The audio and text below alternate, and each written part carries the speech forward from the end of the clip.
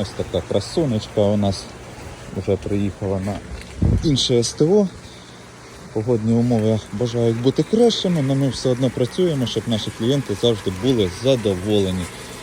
Мінімальні пошкодження в автомобіля, повністю ціла безпека. З фари залишились тільки залишки. Безпека ціла, на чорному салоні.